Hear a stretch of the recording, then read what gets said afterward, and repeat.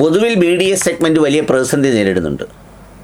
ഈ BDS പഠിച്ചിറങ്ങിയ ഒരുപാട് ഡോക്ടർമാർ ഇപ്പോൾ ഒന്നെങ്കിൽ സ്വന്തമായോ അല്ലെങ്കിൽ ഭാര്യയോ ഭർത്താവിനെയോ ഒക്കെ കൊണ്ട് വേറെന്തെങ്കിലും തരത്തിലുള്ള ഡെർമറ്റോളജി അല്ലെങ്കിൽ സൗന്ദര്യവർദ്ധന കോഴ്സുകൾ നടത്തിയോ നടത്താതെയോ ഒക്കെ നമ്മുടെ തിളങ്ങുന്ന ചർമ്മവും കുതിക്കുന്ന പല്ലുകളും ഞെരിക്കുന്ന മൂക്കും തിളങ്ങുന്ന കണ്ണുകളുമൊക്കെ സൃഷ്ടിച്ച് ജീവിച്ചു പോരുകയാണ്.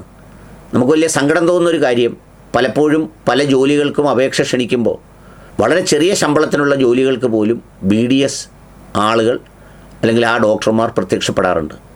ചിലർ രക്ഷപ്പെട്ടവരൊക്കെ രക്ഷപ്പെട്ടു, അവർക്ക് പേഷ്യൻസൊക്കെ ഉണ്ട്. പക്ഷേ പുതിയ തലമുറയിൽ വരുന്നവർ വല്ലാത്ത പാടിലാണ്. ഈ മുൻപേ പോയവരോ ഈ കഴിഞ്ഞിറങ്ങുന്ന പാവങ്ങളെ ഒന്ന് ഉൾക്കൊള്ളാനോ തങ്ങളുടെ ശാസ്ത്രശാഖ ഒന്ന് നിലനിന്ന് പോകട്ടെ എന്ന് വിചാരിക്കാനോ പലരും തയ്യാറല്ല. തൻ്റെ സ്ഥാപനത്തിൽ വിളിച്ച് വരുത്തി ഈ പല രൂപത്തിലും ഭാവത്തിലും വാസനയിലുമുള്ള വായുകൾ തുറന്ന് പരിശോധിക്കുന്നവർക്ക് വൈകുന്നേരം ആകുമ്പോൾ ഒരു 500 രൂപ കാശെങ്കിലും കൊടുക്കണ്ടേ? അതുപോലും കൊടുക്കാത്ത പലരുമുണ്ട്. ഞാനിത് അത് പറയാനല്ല വന്നത്. ആ മേഖലയിൽ ഒരു പുതിയ പ്രതിസന്ധി വന്നിരിക്കുന്നു.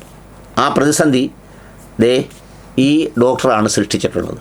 ഒന്ന് കേൾക്കാം. വേദന കൊണ്ട് ബുദ്ധിമുട്ടുന്ന ഒരാളാണ് നിങ്ങളെങ്കിൽ നിങ്ങൾക്കൊരു ട്രീറ്റ്മെന്റ് ഞാൻ പറഞ്ഞു തരാം. പരിശുദ്ധ ഖുർആനിലെ സൂറത്തുൽ മുൽക്കിലെ തബാറക്കല്ലദീ ബിയദിഹിൽ മുൽക്ക് എന്ന് തുടങ്ങുന്ന സൂറത്തുൽ മുൽക്കിലെ ഒരായത്തുണ്ട്. ഖുൽ ഹുവല്ലദീ അൻശഅകും വജഅല ലക്കുമുസ് സമഅ വൽ അബ്സാറ വൽ അഫ്ഇദത ഖലീലൻ മാ തശ്കുറൂൻ. ഈ ഒരു ആയത്ത് പല്ലിന്റെ ഏത് ഭാഗത്താണോ വേദന ആ ഭാഗത്തെ ടച്ച് ചെയ്ത് 7 പ്രാവശ്യം മന്ത്രിച്ചു കഴിഞ്ഞാൽ പല്ലുവേദന ശിഫയാകുമെന്ന് ഹബീബായ നബി തങ്ങൾ നമ്മെ പഠിപ്പിക്കുന്നുണ്ട്. ഖുർത്തുബി തങ്ങളും ഇമാം സുയൂത്തി തങ്ങളും എല്ലാം ഇതിനെ ഉദ്ധരിക്കുന്നുണ്ട്.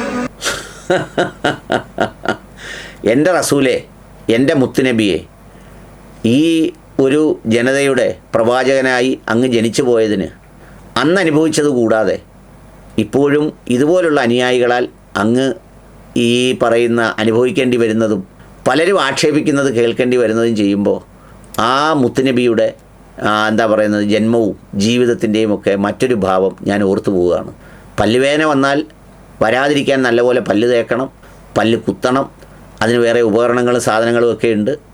രാത്രിയും രാവിലെയും ഒക്കെ മനോഹരമായി വൃത്തിയാക്കണം. നല്ല വൃത്തിയാക്കി സൂക്ഷിച്ചു കൊണ്ട് നടന്നാൽ കുറേ കാലമൊക്കെ നമുക്കിത് കൊണ്ട് നടക്കാം. പല്ല് വേദന വന്നാൽ ഒന്നെങ്കിൽ അതിൻ്റെ പരിഹാരം ചെയ്യണം. ആയുർവേദത്തിലും ഹോമിയോയിലും പിന്നെ BDS ഡോക്ടറും അലോപ്പതിയിലും ഒക്കെ വ്യത്യസ്തമായ മരുന്നുകളുണ്ട്. പണ്ട് നമുക്ക് പല്ലുവേദനയ്ക്ക് വളരെ പോപ്പുലറായിട്ടുള്ളൊരു ഹോമിയോ മരുന്നുണ്ടായിരുന്നു. ഇപ്പോൾ അതുണ്ടോയെന്ന് അറിഞ്ഞുകൂടാ. ഒരു പഞ്ഞിയിൽ മുക്കി നമ്മുടെ പോടിനകത്തോട്ട് കയറ്റി വെച്ച് കടിച്ചു പിടിച്ചുകൊണ്ട് കിടന്നുറങ്ങുന്ന ചില രാത്രികൾ എൻ്റെയൊക്കെ പ്രായത്തിലുള്ള ഒരുപാട് പേർക്ക് അനുഭവപ്പെട്ടിട്ടുണ്ടാകുമെന്ന് ഉറപ്പാണ്. പിന്നെ നമ്മൾ പല്ലെടുക്കുന്നതൊന്നും അന്ന് BDS ഡോക്ടർമാരടുത്തൊന്നും പോയല്ല.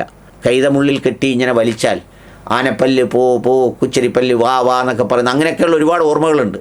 ഞാൻ പറഞ്ഞത് അതെല്ലാം അപ്രസക്തമാക്കുന്നതാണിത്. വേദന വന്നാൽ കൈ അവിടോട്ടിട്ടുകൊണ്ട് അവിടെ നിന്ന് ഇദ്ദേഹം പറയുന്ന പോലെ 7 പ്രാവശ്യം ഓതിയാൽ ആ ഓതുന്നതിൻ്റെ കൂലി നല്ല മര്യാദയ്ക്ക് ഓതിയാൽ കിട്ടും. വായിക്കാത്ത കൈയിട്ടുകൊണ്ട് ഓതിയാൽ കിട്ടുമെന്ന് എനിക്ക് അറിഞ്ഞുകൂടാ. അതിനെക്കുറിച്ച് പണ്ഡിതന്മാരാണ് അഭിപ്രായം പറയേണ്ടത്, ഇനി അതിൻ്റെ മസാല എന്താണെന്ന്. പക്ഷേ ആശുപത്രിയിൽ പോകണം, മരുന്ന് കഴിക്കണം, എന്നിട്ട് ഈ പറയുന്ന ആളിനെയും ഏതെങ്കിലും നല്ല മാനസികാരോഗ്യ കേന്ദ്രത്തിൽ കൊണ്ടുപോയി ചികിത്സിക്കേണ്ടത് ആവശ്യമാണ്. ഇങ്ങനെയുള്ള കുറേ ആളുകളാണ് ഈ സമുദായത്തെ ഏറ്റവും കൂടുതൽ അവഹേളിക്കുന്നത്. അല്ലാതെ എവിടെങ്കിലുമുള്ള പാവപ്പെട്ട അറിവില്ലാത്ത ചില മാരക സംഖ്യകൾ അത് പറയുന്നത് വെച്ച് നമ്മൾ പ്രകടിപ്പിച്ച് അവരെ കൈകാര്യം ചെയ്ത് വെള്ളം കുടയ്ക്കുന്നതുകൊണ്ടല്ല കാര്യം. ഇതുപോലുള്ള ആളുകളെ ആണ് നമ്മൾ ചികിത്സയ്ക്ക് വിധേയമാക്കി ആരോഗ്യവാന്മാരാക്കി സമുദായത്തിന് മടക്കി കൊടുക്കേണ്ടത്. പിന്നെ അദ്ദേഹം പറഞ്ഞ മുത്തുനബിയുടെ കാര്യം ഓർത്തും ഇവരെ ചികിത്സിച്ചാൽ സവിശേഷമായ പ്രതിഫലം അള്ളാഹു തരുമെന്നുള്ള കാര്യത്തിൽ യാതൊരു തർക്കവുമില്ല.